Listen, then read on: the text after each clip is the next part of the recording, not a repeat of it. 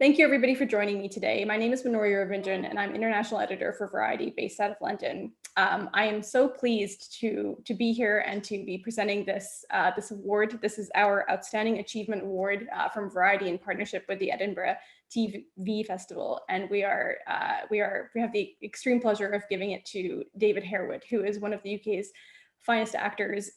David, we would be here for quite a while if we were to go through all of your credits because they are so exhaustive, but I will attempt to do so. So David has basically worked across film, theater, and television, a graduate of RADA.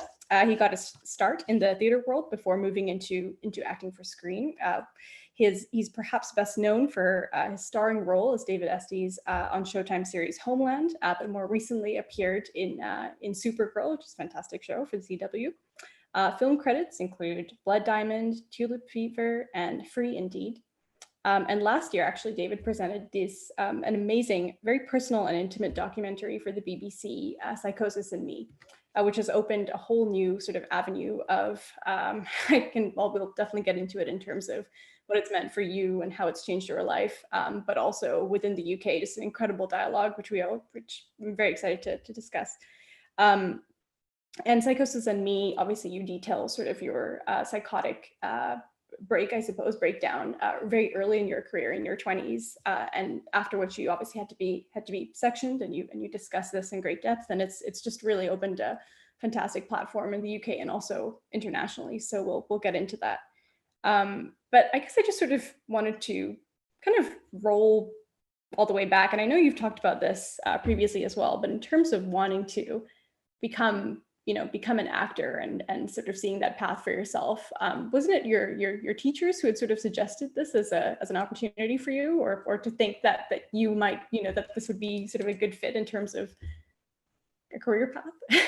Yeah, it's funny. I'm writing a book right now, and I'm just actually writing this chapter. But yes, I was always a bit of a classroom clown as a kid.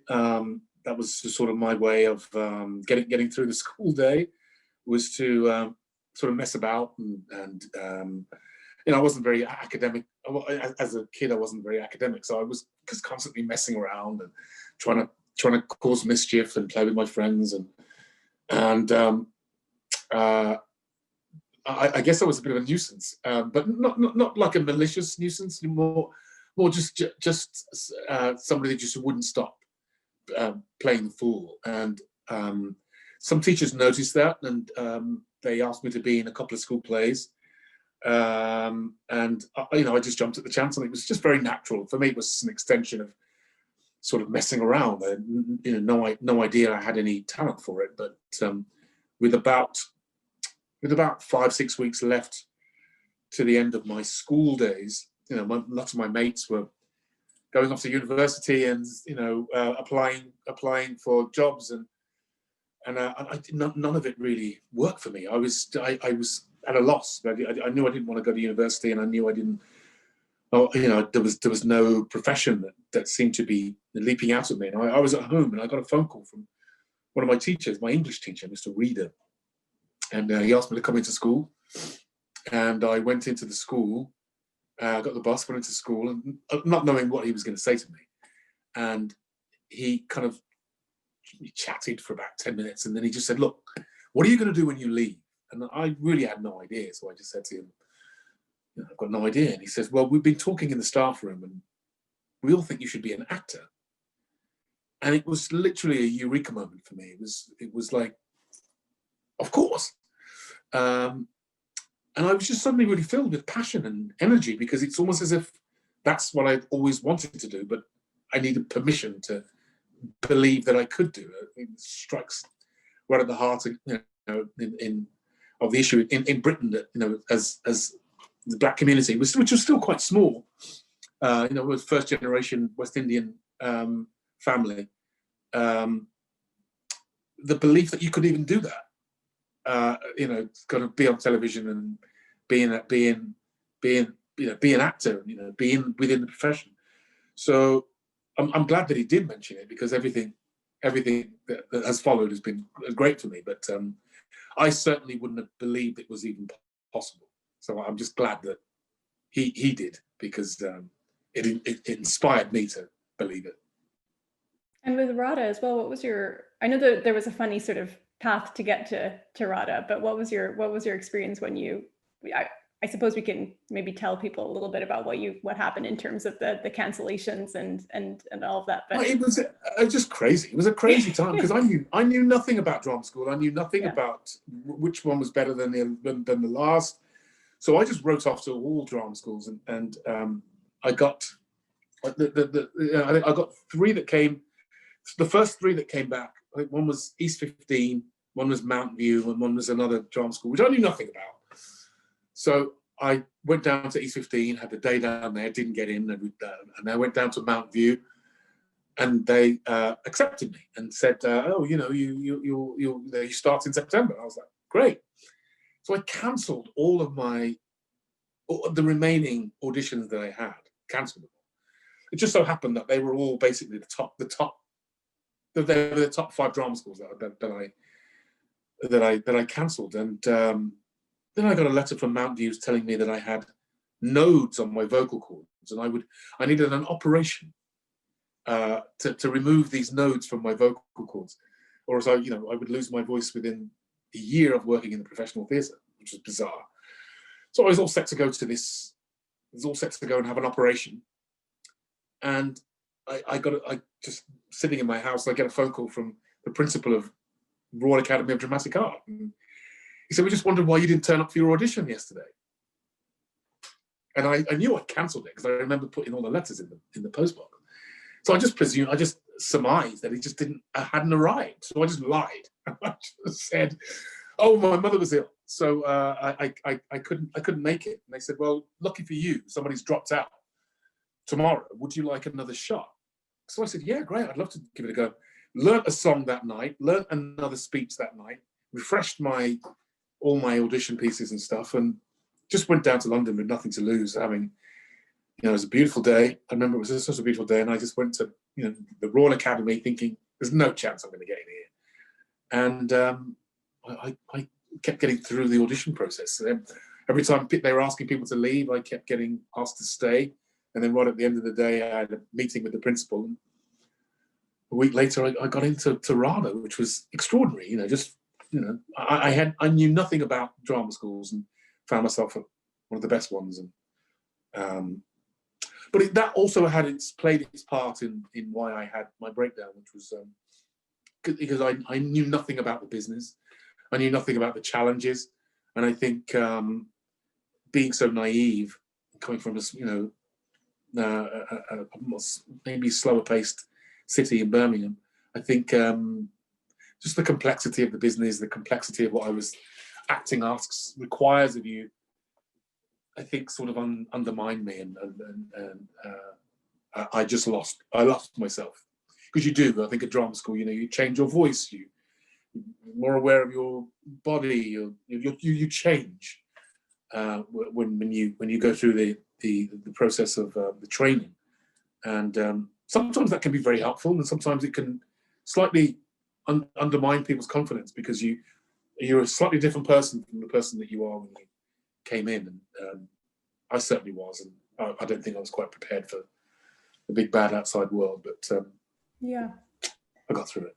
And you've talked a little bit about sort of obviously coming out of drama school and suddenly, which I think is I can certainly relate to that experience of sort of being in a little bit of a bubble, and you come out and the professional world is just completely unlike what you expected, and obviously who you are and your identity suddenly carries all of this weight.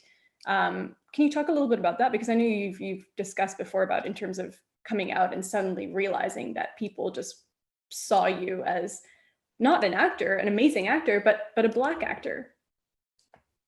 Well, you've got to remember this was it's hard to believe, but it's 30 years ago, and I was probably one of that first generation of classically trained Black actors.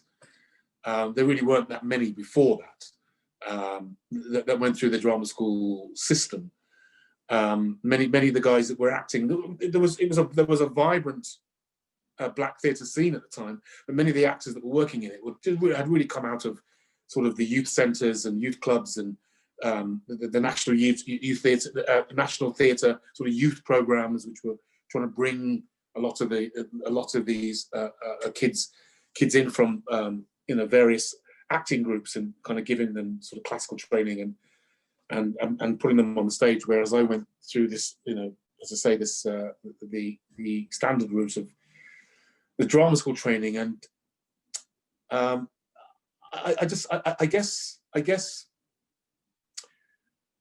it was just never mentioned. My colour was never mentioned, and I didn't even think to mention it. I was doing Shakespeare 1 minute, Dostoevsky the next minute, Chekhov the next minute, Pinter the next minute, Shakespeare the next minute.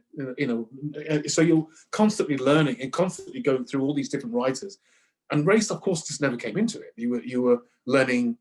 You were trying to understand alliteration, poetry. You were trying to understand diction. You were trying to, you were looking at the craft of and the sort of intellectual way of making your way through a play and breaking down a speech and looking at the clues for words and the clues that the writer's leaving in there. So that's what the training was kind of gearing you towards, and just not mentioning race. So, I did a Dostoevsky. You do a Dostoevsky, and no one's going, "There's no Black Russians in Russia." But in the real world, of course, people are saying that. So in the real world, when I came out, people were going, "Well, you can't be black and be Romeo." "Oh, it's a black Romeo." I thought, "No, I'm just playing Romeo." No. This is a black Romeo. And I think, the production, because the first production I did was Romeo and Juliet, and it was sort of, I spoke to the director last week for the first time in a long time. And he reminded me that it was sort of global when that was cast. And, there was an enormous amount of pressure on me and the cast and the kind of whole notion of black actors to sort of succeed, because we were sort of challenging the status quo. We were saying that black actors could play Shakespeare, were talented enough to play Shakespeare, and could interpret Shakespeare just as well and fully as the Royal Shakespeare Company or the Young Vic. No, we were a black theatre company, but we were doing the classics. And there was quite a lot of hostility to us even having the temerity to do it. And that was borne out in a lot of the reviews. They were snarky, very sort of dismissive. And, who are these people doing Shakespeare? And it was, I ended up just having to stop reading the reviews, because they started to really undermine me. They were very impersonal. Many of them were mentioning, I think one of them said, he doesn't look much like Romeo, he looks more like Mike Tyson or something like that. It looks more like a boxer. So there was all this subtle stuff that was, every week, you'd go to a new venue and you would these reviewers would sort of go, what's this malarkey? And it was quite, they were quite brutal. And for a young man on his first job to read this kind of stuff, it really was quite difficult for me to take it on board. So as I say, I had to end up, I ended up not reading them and choosing to and I never read reviews now. Purely on that basis. Just I don't want that. I'm there doing a job. I don't need to know what you think of it. Get that immediate reaction from the audience. But trying to understand what a 50-year-old white middle-class man thinks of me, young black boy coming out of a well-to-do drama school, attempting to do Shakespeare. It was heavy with sarcasm, heavy with and kind of dripping with sort of the dismissiveness, and it was quite tough to read. And what sort of time period are we sort of talking at that point? We're talking about 89, 80. We're talking about 88, 87, 89. And I just come back from lockdown in London, and I did watch the television, and then there are now a whole generation, there's a new generation of black actors, British black actors, and it's really, really exciting. You've got John Boyega, Daniel Kaluuya, a whole host of, and even newer faces coming through. It's really, really very, very exciting. But back in the day, that just wasn't the case. And we were fresh faces, and to attempt to do the classics, it was, people would say, "What are you doing in our territory?" There was certainly a flavour of, yeah, well, how come you're doing this work? Why shouldn't you be doing Scrape Off the Black, or doing a play set in Brixton or something like that? Why are you doing Shakespeare? And that actually, it took another 10 years before, because your Othello role was in 97, right? And you were the first Black British actor to take that on. I was the first Black British actor to play Othello at the National. Yeah, and you got to understand, nobody's blacked up in America since 1935, and I was the first Black actor at a notable headline English theatre in 1998. So we're talking about 50, 60 years of a gap. It's taken us that long to be given the responsibility to play some of these great classical roles on stage, which again speaks to how slowly the wheels are turning in England, but they are slowly turning. Yeah, of course. I mean, well, we can definitely get into that a little bit later as well. But so all of this is going on. Obviously, you're appearing on, you're on sort of getting the roles in terms of TV and film. At what point do you realize perhaps the UK isn't necessarily, you're not getting the reception, or you're not as comfortable here as you perhaps? Like I say, almost immediately. I was kind of dismissed. As I say, I was kind of came out, and I was kind of, I guess I was the kind of hot young Black actor coming out of drama school, and just within a year, I was very disillusioned, and within 2 years, I had a breakdown. So it was a tough awakening. But it's been a long road, but it's one, I'm chuffed that things like this are coming, right at the end of, say at the end of my career, but when I'm more able to make the most of it now. But it certainly was difficult. And I know my agent, the agent that I still have now, when I signed with her, I think sometime in the early 2000s, her initial sort of plan of action was to get me to America. We knew that. We knew, as a young Black actor, we knew that it was just going to take a long time to cut through in the UK. There's just not that. There aren't those tried and tested paths. There are now, and young actors can look to me, can look to John, can look to Idris, can look to Lenny James, can look to that trodden path of Black British actors who've done well in America, but that path wasn't really there when I came out of drama school. So you sort of very, very quickly, even though you played classical roles on stage, there was no such comparable complexity in the parts you were offered on screen. Very two-dimensional parts on screen, guest lead roles, but guest lead roles in The Bill, Casualty, episodic television. Nothing, nothing. Never playing a lead, never playing a role, a three-dimensional role that, as I said, that had that complexity or authority. That didn't really happen in my career until Homeland, which was in my late 30s, 40s. So, and by then I was just really quite fed up, because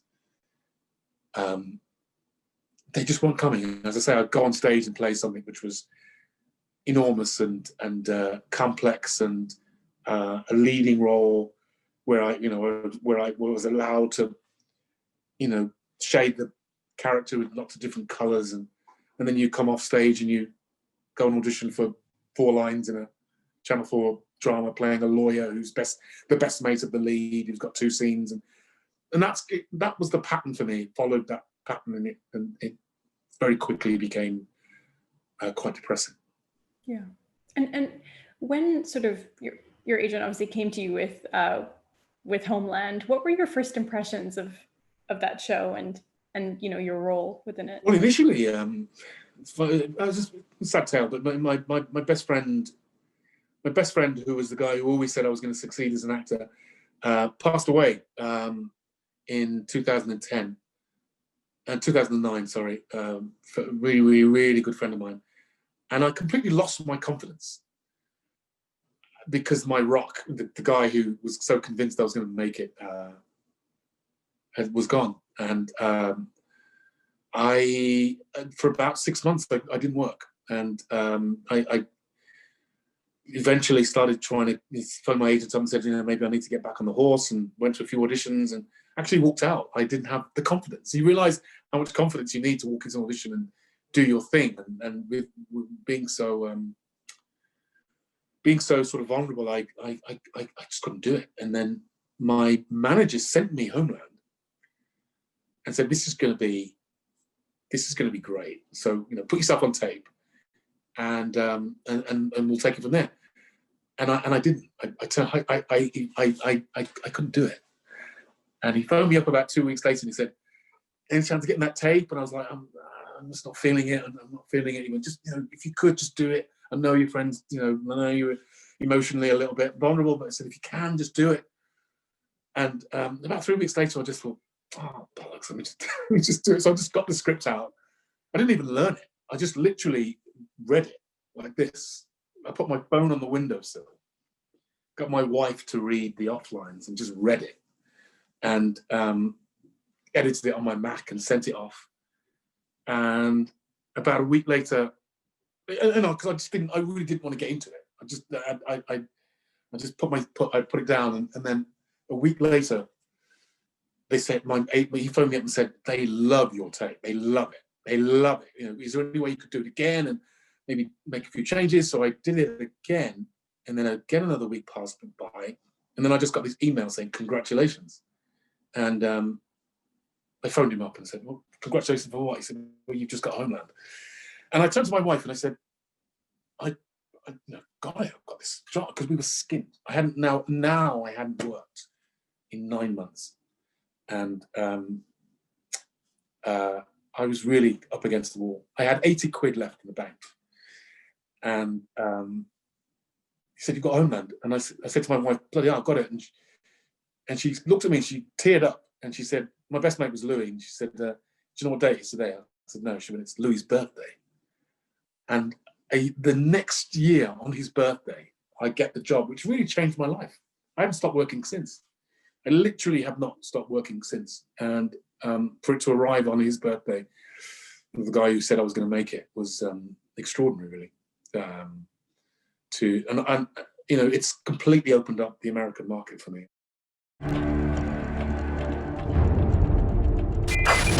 Last night at 2300, two UH-60 Black Hawk gunships lit the target with over 8,000 rounds. During the sweep, one of the Deltas found something else. I'm an American. Marine Sergeant Nicholas Brody, MIA since early 2003 and presumed dead. Until now. On behalf of the President of the United States, it is my privilege to welcome you home.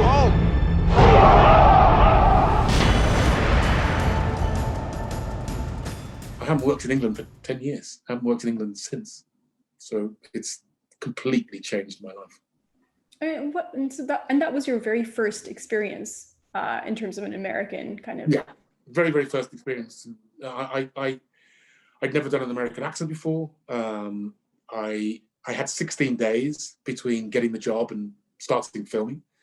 All my scenes were with Claire Danes and Mandy Patinkin and Damien, and I'm like, these are, grade A stars, and I knew nothing.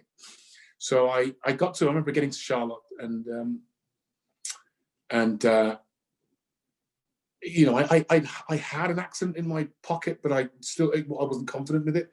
So I remember turning on CNN, and I remember watching Don Lemon and just trying to watch any black journalist that came on the television, and I recorded them, and I got online, I recorded black professors and white collar black voices, because I'd seen blue collar most of my sort of kind of pat American accents were all kind of blue collar, black voices, and I had to find a kind of white collar, professional white collar black voice, and that came with about 2 days before we started filming.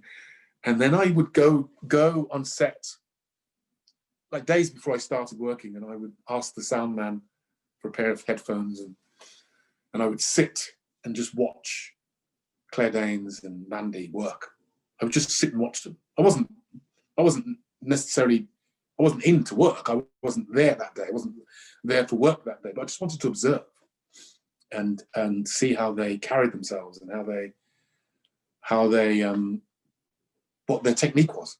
And it was fascinating. And I sort of, because I think, because I'm primarily a theatre actor. In theatre, you speak to the gods and you're very loud, and it's all like big voice. But with movie acting, you don't have to say a damn thing. It's very, very quiet. Just keep it all down there. So I sort of, when I saw them do that, I was like, I don't need to project anything.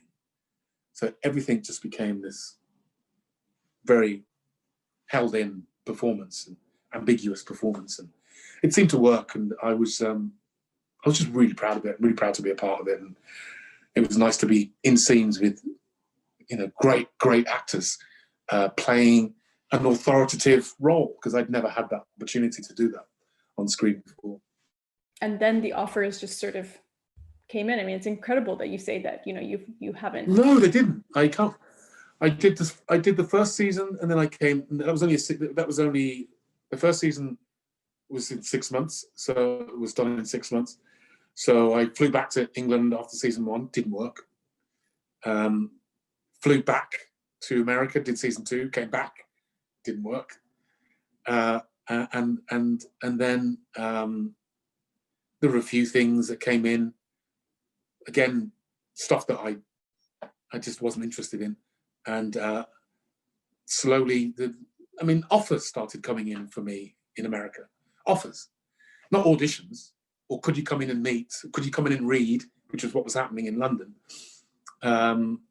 I was getting offers, so I stayed in America, and then, for practical reasons as well. As I say, I had a family and wanted to secure my family, secure their futures. So, just purely talking practically, you've got to pay the rent, and I was getting just getting so many offers in America that it just seemed to make sense to move there and take advantage of the opportunities that were opening up for me there.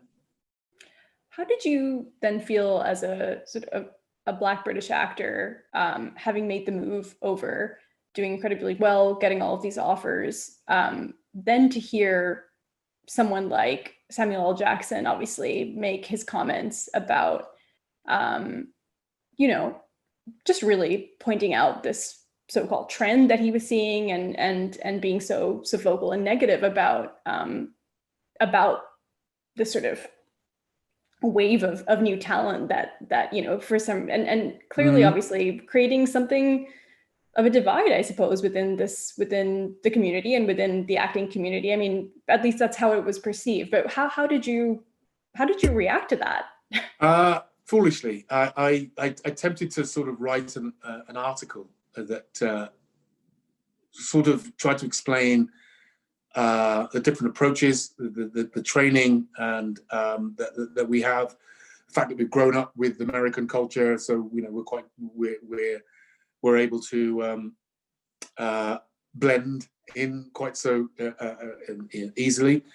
That's what the article was attempting to do, but it didn't go down very well in America, and seemed to inflame more tensions. And look, I can understand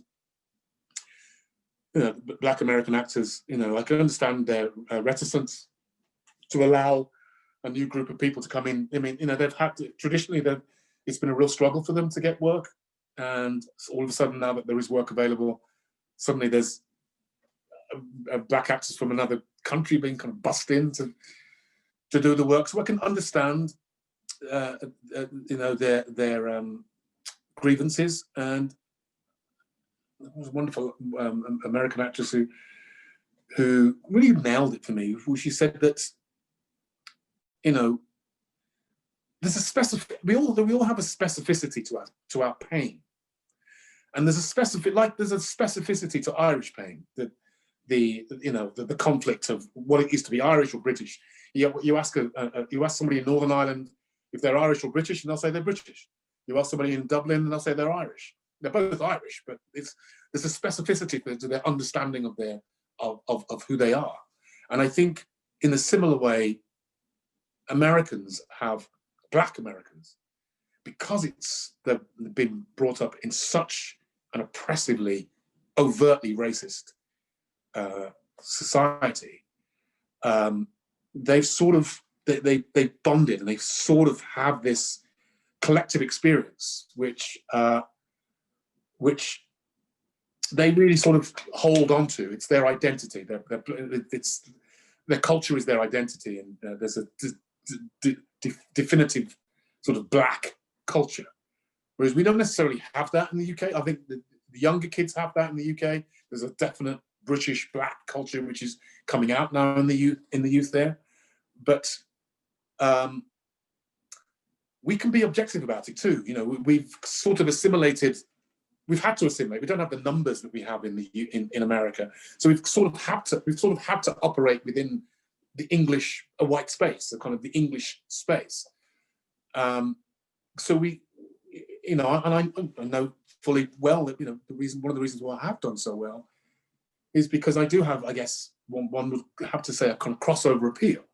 You know, I'm not, you know, white audiences accept me, and you know, producers like me, and you know, so that I'm acceptable, and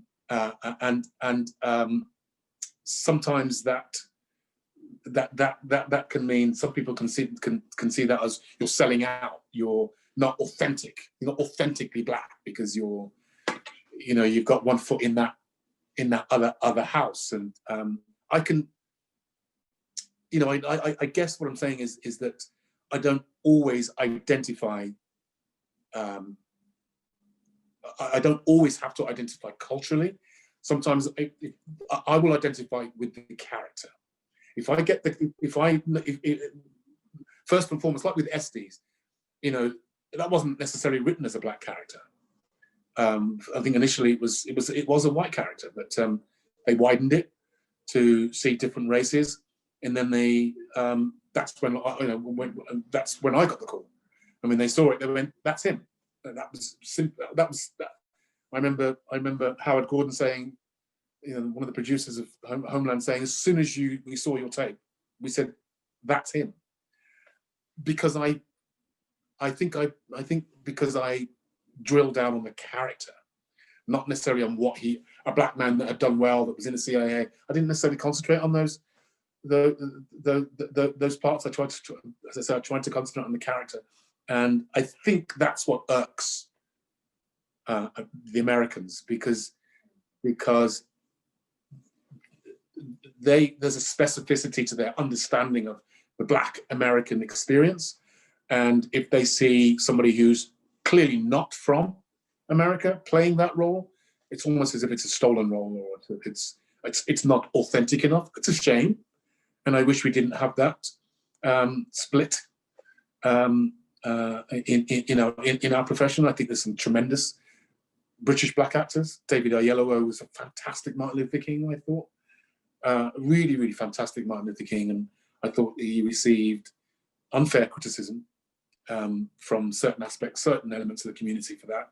But likewise, I think it would be a stretch for a British Black actor to be in, you know, the Ava DuVernay movie about the Central Park Five.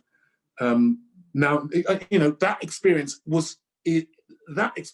is something which is wholly American. You know, the police racism, police brutality, you know, the whole culture of locking people up and sort of demonizing them, and you know, that's something again which there's a specificity to that American experience. And I thought all those kids who played those roles were really, really in their bodies. And I think it might be tough for a British black actor to get there. They'd have to work really hard. And I would advise all British black actors it isn't just about an accent. You know, it is about the experience. And if you can get there, and if you can get that authenticity, then I don't think there's an argument. I'm just wondering if someone like Samuel L. Jackson obviously made those comments this year during this specific period where we're seeing this renewed Black Lives Matter movement, which has just completely been this huge, amazing upheaval that the industry clearly needed. Do you think that perhaps going forward that there's maybe more of a celebration rather than sort of pointing out these kind of differences and sort of splitting the community, as you say as well? Could those comments fly in 2020 and going forward, do you think? Will it still be sort of in the air a little bit? I think it's going to still be in the air a little bit, purely because those roles are, coveted. Some of those roles are really, really coveted, and a lot of people want them, and not everybody can get them. And also, someone's going to be disappointed. And when Samuel made those comments, we were all really disappointed because we idolize him. We all sort of look up to him, and we all, as black actors, obviously look up to him. So when he said it, people were really upset, and it's almost being rejected by your own. And again, I can understand it. And every now and again, I'll get an attack on Twitter from certain sections of the community over there who tell me I'm not black enough, or I'm not authentic enough, or I'm not, I think one of them the other day said, I'm only somatically black, which is black in mind only.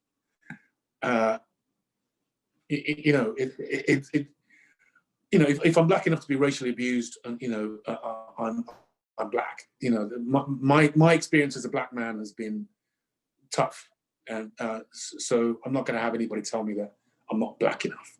It doesn't really make any sense to me, and I resent it. But I might not be black enough for you, but I'm certainly black enough for myself, and I feel I have an understanding of myself as a man. And as an individual has been brought up in England to understand the difference between us, so I reject the some of those sentiments, but what can you do? People are going to think like that, and there's going to be no changing their minds. It's funny when I watch someone like Candace Owens and talk, and then hear a Democrat, black person talk. It's like two completely different outlooks, and it's hard for me to reconcile that they're even in the same racial group. But maybe there are more differences within racial groups as opposed to between black and white people. There are more differences within different caste systems. And Americans have traditionally ruled the roost, but I do believe that there's a whole crop of very talented black actors that are on their way and have an enormous amount of talent and a different way of looking at how they play their roles. I'm interested to hear a little bit about one of your most recent sort of very, very prominent roles in Supergirl, which is a fantastic series with Melissa Benoist. And actually so you've basically been in Vancouver for the last number of years for That's right. We started in LA and then we came up to Vancouver. Yeah. And you're kind of the show is coming to an end. So obviously it's going to be your last year, right? This is the last season, yeah. Yeah. Actually, I think we've actually got a clip. So why don't we show a little bit of the clip, which is a pretty kick-ass scene from what I can tell. Great. You're off your game today, Supergirl.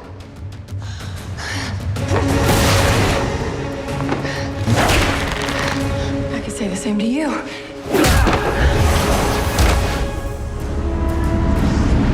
Not so fast. I need to be ready.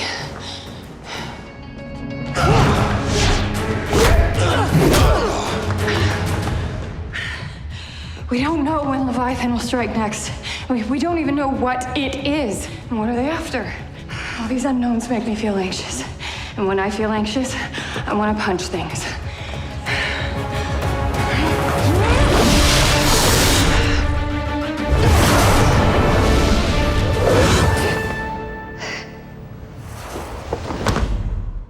We faced unknown dangers before. This feels different. I have a bad feeling about it. Oh, Alex says the DEO working overtime on Leviathan. Are you sure something else isn't bothering you? Before I told Lena I was Supergirl, I was terrified how she would react.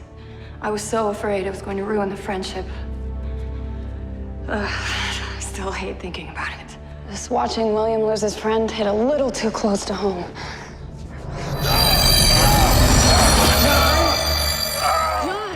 I'm interested to hear a little bit about just sort of doing this very, this kind of seemingly fun and kind of superhero type show. It's a huge profile. I mean, that show is massive in the US and also internationally. I mean, what has that, how has that sort of furthered the dial for you?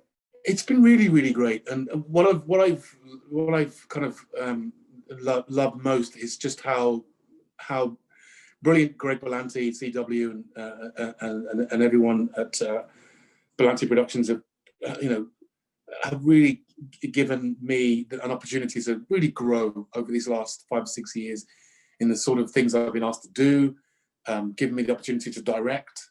It really has been like, again, as a Black Brit, you just don't get those opportunities. And America's been throwing them at me. And it's been really, really exciting, and I've really appreciated that responsibility, particularly, as I say, with the directing, but also with I didn't audition to play the Martian Manhunter. I auditioned to play a character called Hank Henshaw. And it just so happened that the people at DC were in watching the pilot one day, and they just said he'd make a great Martian Manhunter, and they all sort of looked at each other and went, "Let's do it." And so after the pilot was shot, they kind of rang up my agent and said, "We're going to change his character." So I didn't know who they were changing the character to.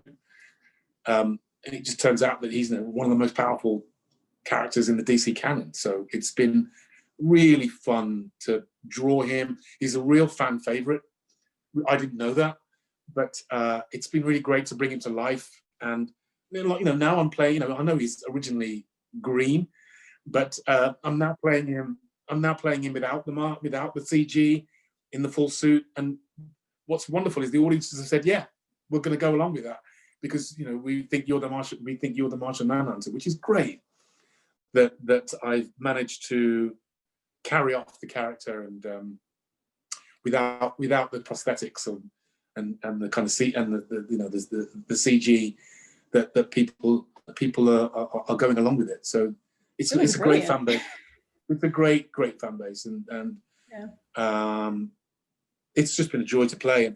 But at the same time, 6 years is a long time, and it's a good time for Black actors right now. It's a very exciting time. So very excited to be available for work. I've been available for work in 9 years, nearly 10 years. So very, very exciting time for me to suddenly be back on the market and to be looking for, as I say, that complexity and to see what I can do next. I definitely want to hear about sort of your plans for the UK, and I know that you've got some very interesting projects coming up as well. But just to go back very quickly to Supergirl, I was interested in to hear your thoughts on how things sort of played out. Just because, given how I guess publicly you spoke about your own personal experiences with psychosis, and sort of very much, that's a very private, personal thing that's out in the out for the world to see. With Supergirl, I was personally really struck by Melissa obviously coming out and speaking about her sort of personal experience with domestic abuse, which I thought was extremely poignant and quite amazing, Really actually, really to see someone so young to speak out about it. in that way and in that forum. What was that like for you guys as a cast, responding to that, and I imagine supporting her? But what was that experience like? Did you guys have a discussion, or how did it play out? We didn't have a discussion because it was during lockdown, so we were all sort of on a break. But we're quite a close cast, and we all share the same kind of WhatsApp group, which is highly unusual for a whole cast to do that. But we're all very, very close. I think we got a bit of a heads up that she was going to be doing it, and we all knew her story, and for her to kind of come out publicly and own it was really quite moving, actually. Very, very, very proud of her. But I think it's something that's been fostered, not just in amongst the cast, but all throughout this show. We've had Chris Wood, who talks about depression. We've had Kyla, has talked about her bipolar, and Melissa talking about domestic abuse. And I'm really, really proud to be a part of a show and a group and a cast who feels brave enough to broach these difficult personal subjects, because a lot of our fan base experience similar issues, self-harming, and we have a huge LGBTQ fan base too, and the issues that they've had to deal with, which I think the show tackled well in that third season with Kyla and the character of Maggie Sawyer. So it's been an issue-based show, and I'm very, very proud of how both, as I said, Greg and the CW have allowed us that space to be political, but to raise these issues. I mean, I can't speak for them, but I know personally, I've never been embarrassed about my issues with mental health. Sometimes I think, should I? Sometimes the way you talk now, I'm thinking, oh, shit, should I be a bit more concerned than I've been this honest and been a bit personal? Maybe I shouldn't have said it. But the amount of people who still to this day, tweet me or email me and say, just got around to watching your documentaries, and I say thank you so much. It's really helped me understand what happened to my dad, or what happened to my mom, or what happened to my brother, or what happened to my friends. Because there's no conversation about it. It happened to my father, 35 years ago, and there's no conversation about it. Dad's gone funny. That was it. And psychosis is a really bizarre condition. The hallucinations and delusions that come along with it can really affect you. And it's like, I know people talk about dementia sort of robbing them of their partners and mothers and fathers. And with psychosis, it's like watching somebody you love just overnight just turn into somebody else. They're talking strange. They're talking about strange things. They're deluded. Their thoughts are disjointed, and there's a sense of helplessness. It's not like you can give them a tablet and say, go to bed.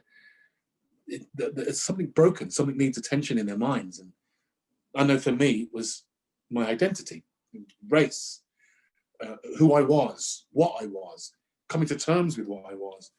And I certainly know that after my breakdown, and I almost call it a breakthrough. To be honest with you, I do call it a breakthrough, because I've never been better. I'm more in tune with myself now than I've ever been. But I worked after coming out of it. I worked in a lot of black theatre again, and it was like building my identity, black identity, back up, reforming myself as an individual. And that work goes on today, but just going off subject here, but just really proud that I'm amongst the cast who feel brave enough to tell them their vulnerabilities, because I think it's only expressing your vulnerabilities, that we can really help people, particularly in our position, because everyone thinks we're all rich and famous and living these perfect lives, and far from. You only have to look at Kanye to see that, and I hate this sort of circus around Kanye West. Clearly the man is bipolar, and when I see the videos, that presidential thing that he did the other day, it was painful. We shouldn't be laughing at this. We shouldn't be. We should be trying to. We should be. People should understand that is an illness, and he's high, and it isn't something that we should be laughing at. It's something that we should try and understand, and not excuse, not always excuse, but at least understand that there's somebody that's battling something that they can't necessarily get a handle on. What was the impetus for you in terms of, obviously you were so kind of ensconced in the US, and you have this amazing career here to sort of come back to the UK and kind of uncover your past in this way. Sort of that scene of you looking through the records and kind of just being confronted with truth, everything. Truth. Of course, yeah, the truth of what happened. And what sort of propelled you to make this film? There are times when I wish no, I'm not going to say I wish I hadn't done it, but and I say it only with admiration, by the way, I should say, truly. Well, I do. There's part of me which worried. I was speaking to a friend of mine the other day who said that I think there was an American basketball player who came out, started talking about depression and mental health. I think it didn't go well for him. I think he was actually let go. So, I think I think it's still a taboo subject. I think it's still, somebody was telling me when I first started talking about the program that it's one of the psychiatrists in the documentary was telling me off screen that 30, 40 years ago people thought you could catch cancer, or people thought if somebody had cancer you just avoid them because you don't want to they didn't get many visitors to hospitals because they thought it was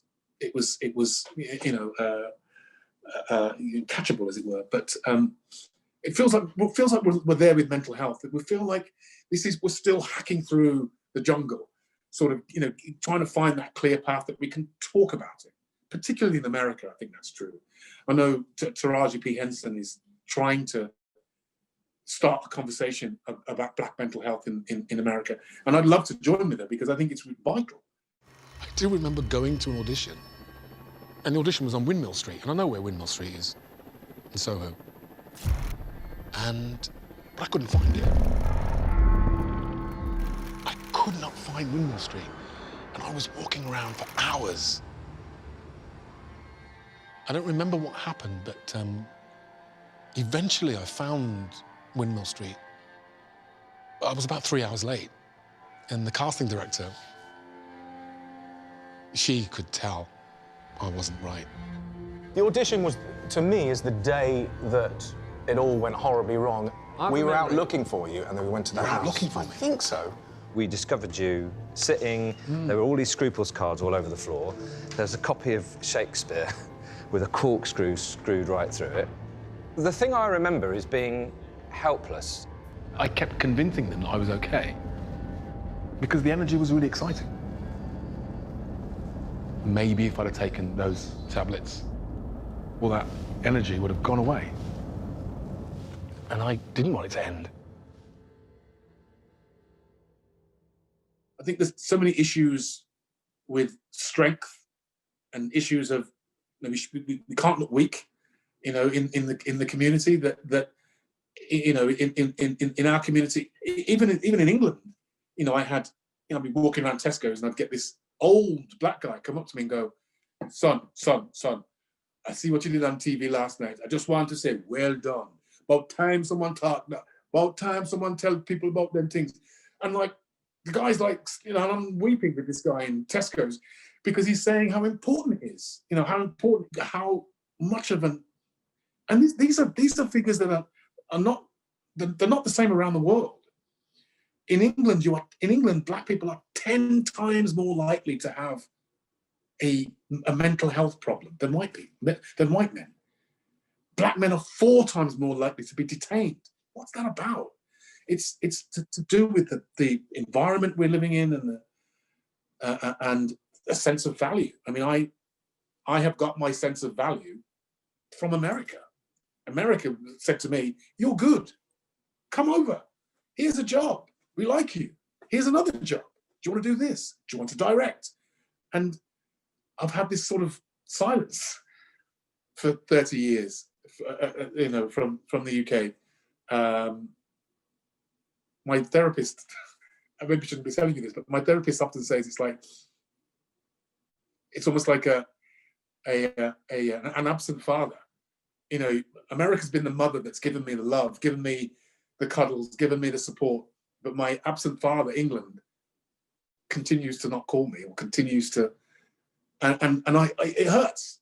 There's a sense of value, which is why I love this thing so much, because it's like, wow, somebody slowly maybe believing that there's an acknowledgement, because for a long time I didn't think it was there, and it was painful. But now you're going to come back after this show after the final season. That's the plan, right? To return to the UK. What's going through your head when you think about sort of being back and sort of starting a new life here? I mean, I know you want to still, be working in the US and have those opportunities as well, but will this be your focus here in the UK for some time?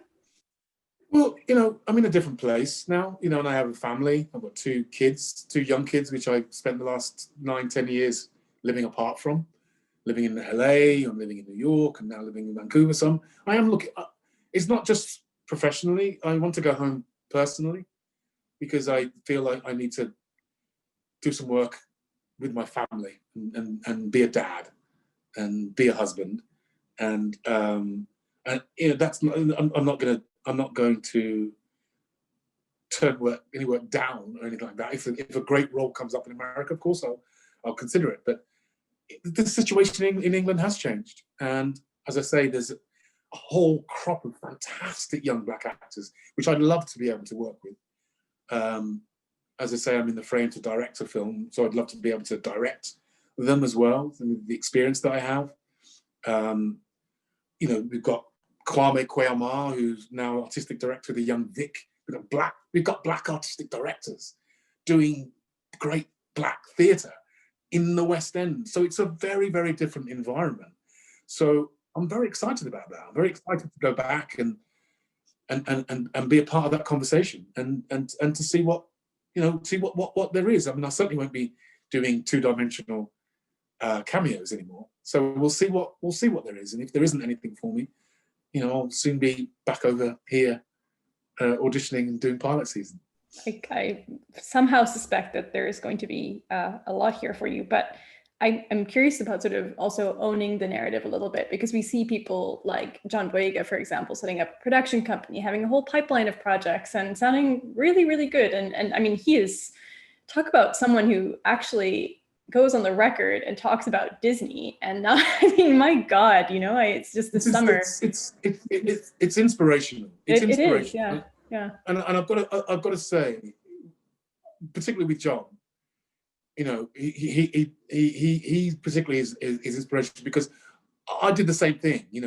I remember speaking out and being very vocal about the situation in England, and not working for 6 months, and not working for 9 months, and not getting those jobs, and hearing people say, "Oh, we shouldn't have said that," and and opening a newspaper and saying, and reading headlines, "Harewood accuses BBC of being racist," because they don't know something. There's no subtlety when it comes to discussing issues of race, as I'm sure you know. It's Harewood labels them racists. I think I saw that the other day. I think Breitbart, and I'm sure even some parts of this conversation will be picked and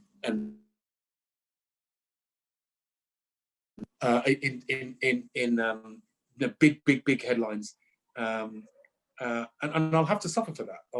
For a week, I'll get people turning up in my Twitter timeline calling me all sorts of names, as John has. But I think it's important that people understand that we're not going to just toe the line. We're going to speak out. And for him to speak out was inspirational because as I said, I know it cost me to a certain extent. Particularly, I remember that after the first screening of Homeland at BAFTA, there was a Q&A afterwards with me and Damien. And I think I was asked, what advice would I give young black actors in England?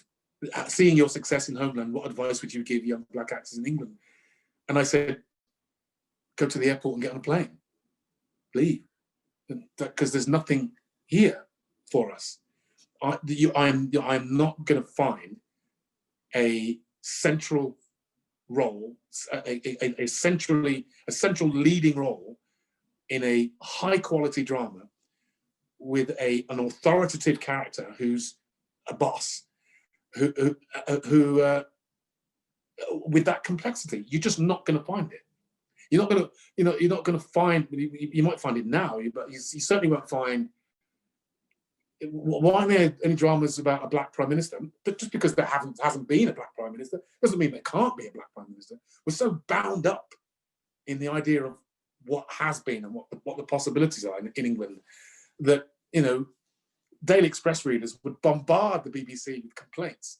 So they sort of don't do it. Whereas in America you've got Holmes and Watson, and Watson's a Chinese lady. Again, in England they would really be reluctant to do that because tradition, how things have always been done, and I fear that those are the things that are sort of holding back the progress. But I feel that the progress is starting to change now, and people are being given this given that opportunity. But the fact that Idris is still the only actor to have, Idris and maybe Adrian Lester, to have their own sort of shows too. There still isn't a black female. Michaela Cole, probably the only black female with her. Issa Rae. In America, you could just roll them off. You can see them all. But we're just starting to bubble up and get through here. Wonderful that Michaela's been given a platform. Just hope that those doors stay open and hope that those opportunities keep coming in. Because the gatekeepers, whereas in America the gatekeepers are still traditionally white, and because it's all about money. They'll know the Black Panther sold millions and millions and millions of tickets. If it works, we'll do it. Moonlight, Oscar, if it works, it'll do it. Whereas I get a sense in England that the gatekeepers, particularly in television, are still nervous about allowing us to carry the story. Steve McQueen recently did Small Axe, which has gone down very, very well, by the way. But notice that when he crewed the shows, it's still very much a white crew. So the industry itself still needs to, and I think Elizabeth Cho said the same thing. A girl from the Villeneuve, what's that one? Killing Eve. She mentioned the same thing about working in England, how white Sandra Oh, how white it is. So it's still very much an industry which needs to change and adapt. I think it's starting, but it's going to be very exciting to see what happens going forward. Will you then, going back a little bit to my question in terms of in which I had asked about a production venture, or I suppose I should expand to say directing as well, which clearly you've been doing on Supergirl and hopefully with this next sort of film project too. But is that in the mix at all? Or are you thinking about sort of really setting up here? Completely. In fact, I emailed somebody about it yesterday. Yeah, I think there's a real gap in that market. So, as I say, with the increasing number of highly talented black actors in the UK now, I'd be very excited to go and carve out a real distinct British Black identity and start telling these stories. Start telling these stories, which are, you know, kind of my mum's story, my father's story, my generation's story. Start telling these stories, because they're not all white stories. They're not, and I think, Black British stories have a validity, and it'd be nice to, internationally, I think it'd be nice to hear Black British voices. We don't always have to be American. So it would be nice to start hearing internationally the Black British voice. People still tell, when I speak, people say, I had no idea you were British, keep thinking that you're American. So it would be nice to be able to use my own voice in one of these shows one day. Amazing, amazing. And obviously you're writing your book, which is... Writing a book, yes, which is tough, but you mentioned earlier on my medical records. I've had them for 2 years and I haven't had the courage to open them. And in the last couple of months, I've been reading them, and it's tough. It's tough to read your broken mind and read the things that you said and things that you did, and everything I did in the hospital was written down. And it's kind of it's tough, but it's through the madness, I can understand now the things that were on my mind, and it's been hugely beneficial for me to understand where I was at and what I think was happening. I think I probably went through about 10 years of psychoanalysis in about 3 days, as my brain just shifted all these things round and then settled on, okay, I've just got to rebuild everything. I did so. It's been a long 30 years, but it looks like things are slowly coming my way. So I'm chuffed about it. Well, very, very much looking forward to seeing and hopefully writing about your next chapter here in the UK. Because it sounds like there's a lot of really good stuff coming up. And I just want to say thank you so much for taking part in this conversation and being here with us. I mean, it's amazing to hear your story, and just your story is so unique in terms of working in the UK and having this sort of US, so many years in the US, and really being able to speak to the difference. And thank you everybody for tuning in as well. Hugely appreciated in the Edinburgh TV Festival. Thank you.